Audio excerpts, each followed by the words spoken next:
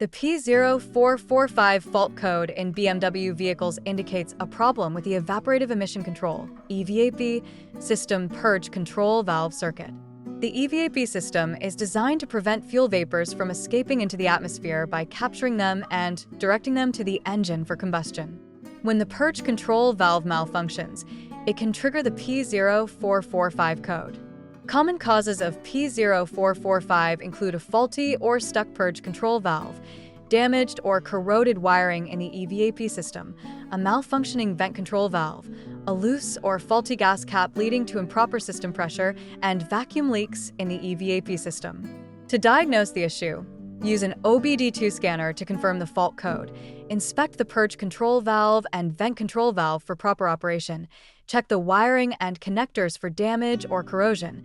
Ensure the gas cap is securely tightened and functioning correctly, and perform a smoke test to identify potential EVAP system leaks.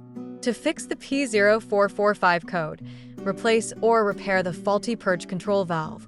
Fix any wiring or connector issues to restore proper circuit function. Replace the gas cap if it is loose or faulty.